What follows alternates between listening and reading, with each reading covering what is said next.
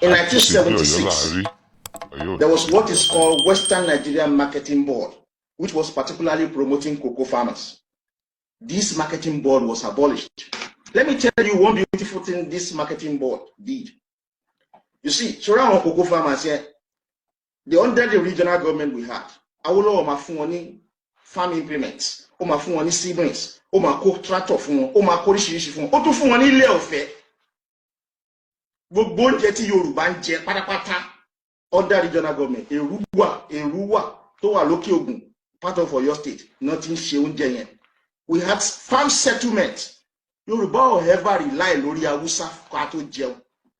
Sórí 1951-52 ni Awolowo ti ń lo wind farm tó ń fi winds generate electricity ní Èrúwà, ibẹ̀ ló kọ́ farm settlement ní Yorùbá fún ìtàn tó fi produce oúnjẹ tí Yorùbá jẹ. Gbogbo ẹ̀ la Ọbásanjọ́ gbà lọ́wọ́ Yorùbá.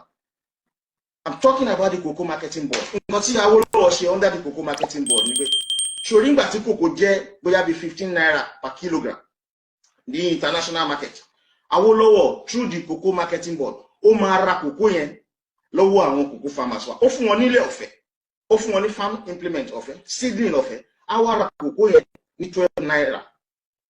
Á wá ta 12 naira yẹn, á wá ta ní international market ní 15 naira. So the Western Nigeria again 3 naira.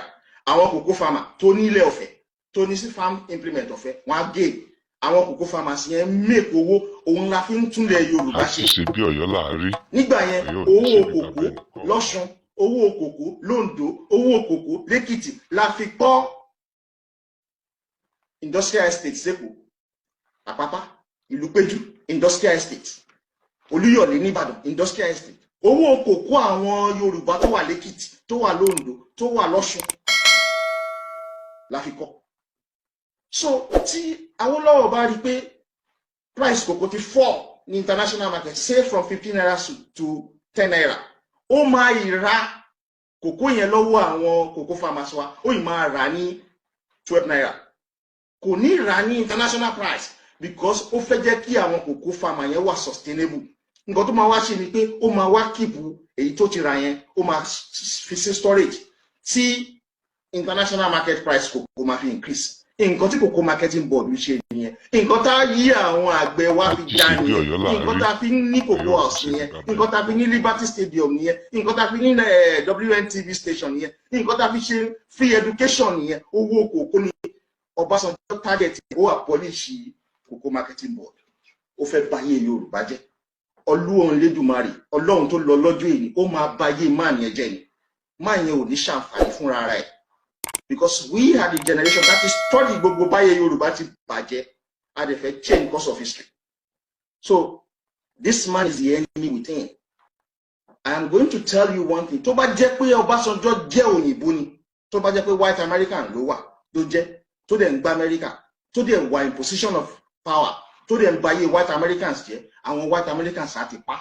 Solution ti Nàìjíríà fi lè dá bàbá, torí mo rí pé tó fi lè dá Ẹ̀dígbò Ọbásanjọ́ bá tó kú. Àti ṣe bí Ọ̀yọ́ láàárín. Ṣẹ́gun. Ẹ kúrò lẹ́ o. Ṣẹ́gun. Wọn ò ní waste time. Tó bá jẹ́ pé Ọbásanjọ́ jẹ́ English ni, tó wà in position of power ní England, tó dẹ̀ ń ba yé àwọn English jẹ́, believe you me, àwọn English àti pa tipẹ́tipẹ́, kò ní survive. But nítorí power Yorùbá yìí to go, our very very gullible, ni máa yẹn ṣe ń survive dè ní. Tó bá jẹ́ pé òyìnbó ni kò ní survive pẹ̀lú gbogbo atrocity tó ṣe fún Yorùbá. So nǹkan tó ṣe fún wa lórí cocoa marketing board yẹn, ó bàjẹ́. So wọn ibì kan wà tí wọ́n ní Ìbàdàn, wọ́n pè ní Lafian Canning Company, lẹ́gbẹ̀ẹ́ hòtẹ́ẹ̀lì kan báyìí tó wà níbi Àpáta Gàngà yẹn. Ibi tí wọ́n ti ń produce gbogbo juice town in the 50s, 60s. Ọbásanjọ́ báyé gbogbo ẹ̀ jẹ́. Sìmẹ́ǹtì tí Yorùbá ń ṣe ewékòrò, Ọbásanjọ́ ta fáwọn Gàmbàrí. Ó ta fáwọn Gàmbàrí, nǹkan tí Awólọ́wọ̀ ṣe. Wind farm tí wọ́n fi winds tó ti generate electricity la fi ń build the farm settlement wa ní Èrúwà bí mo ṣe sọ. Nígbà tí Ọbásanjọ́ padà wá ní second term ẹ̀ tó di civilian president. Nígbà yẹn ló fún contract Andrew Young l'Amẹ́ríkà, Blackman ló fún contract kó wá máa ṣe wind farm. Nǹkan tó bá sọ tí Awólọ́wọ̀ ti ń ṣe láti 1950s. Nǹkan tí Yorùbá fi ń generate electricity láti 1950s. tọ́básanjọ́ gbà lọ́wọ́ wa tó bàjẹ́ ayé má ni ò lè ẹ́ bàdá. àti ṣe bí Ọ̀yọ́ láàrí Ọ̀yọ́ ò ní ṣe bí bàbá ẹnì